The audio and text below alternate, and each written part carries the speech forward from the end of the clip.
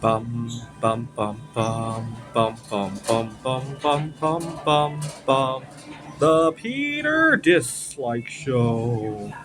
Bum bum bum bum bum bum bum. I quit drinking soda when I was 16 years old. I was going to college part time, and there was a girl in the classroom that I liked. So my first week of classes in the fall of 2003, I quit drinking soda and I never looked back. What's really funny is that night when I got home, see, I lived with a younger brother. He was 4 years old. He really shouldn't have been drinking soda, but this was the early 2000s when we were so innocent about it. My dad was a sodaholic for some time. He has since quit, but he was a sodaholic, and so was I. And my brother dabbled in it. So we had multiple 2 liters of soda in the fridge, and I opened the fridge like, gee, maybe I'll try some water. If I really need soda, it's always going to be sitting here for me, right? I can always come back to it. So I reached for some water, took a couple of sips, and I'm like, I could do this for the rest of my life, and the rest is history. And my parents were so upset about it that I had quit drinking the soda. They thought I was missing out and all that stuff. And then I thought to myself, gee, there was a time in human history when we didn't have soda. In fact, there was a time in human history when having clean water was a huge blessing, right? Nobody would dream about soda. And were those people socially missing out? I don't think so because I exist, right? My great great great great grandparents met without having to drink soda, right? When they went on a date, they didn't order soda, right? And it didn't make any sense to me why we would miss out by not drinking. And even to this day, you look up any diet advice, they'll be like, never swear off any food. Yeah. So you also shouldn't swear off drinking bleach, right? So when Donald Trump suggested that bleach was a good beverage, yeah, it's good in moderation, right? Don't swear it off, right? Or I'll let you think about it, right? Should you, if you think about it, should you never swear off fentanyl either? Maybe a small amount of it might do wonders for you, right? Actually, fentanyl might have more uses that's good uses than soda if you really stop to think about it, right? And it never made sense to me why you should never swear off ingesting poison, right?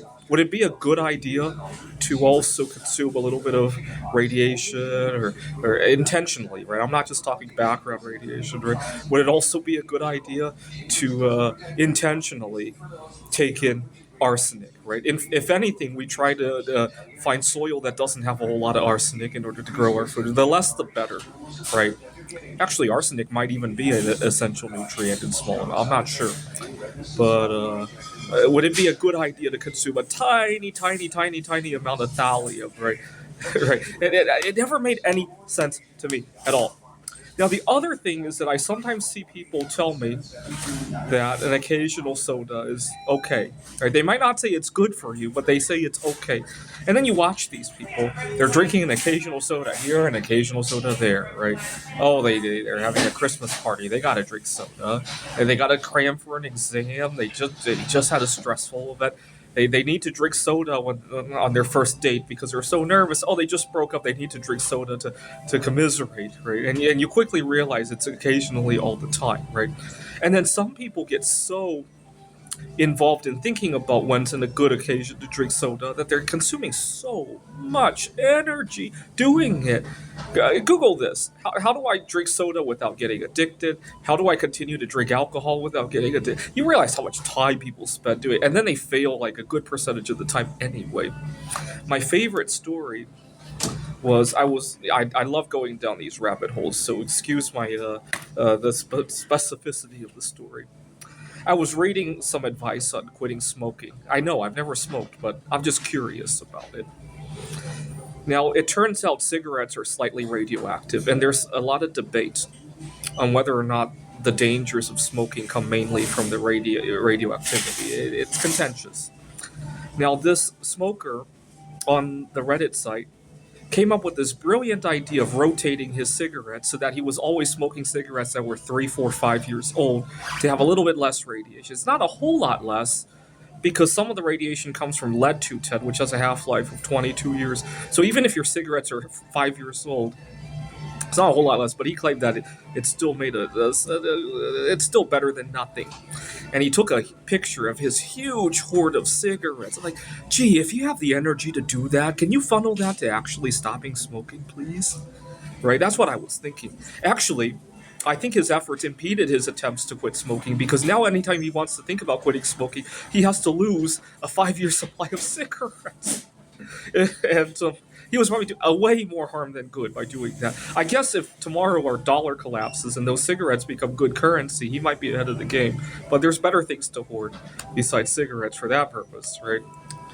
Anyway, I just don't understand. Right? People say that one word that I recently learned because of my avoiding food. I was at a tutoring center and I was at a party, and I told the parents that I need to avoid these things. And the parents, one of the kids' mom was a nurse, and she said, "I am orthorexic." And I'm thinking, I didn't tell her this, but I'm thinking to myself, I don't think it's me who's orthorexic. I think it's the culture of not accepting the way I'm eating that's orthorexic, right? Because let's face it, 300 years ago, everybody was forced to eat like how I did, and we didn't miss out. We didn't miss out on anything, right? We had a lot of great stuff come out during these last 300 years, right? This is the Peter Dislike Show. Bum bum bum bum bum bum bum bum bum bum bum.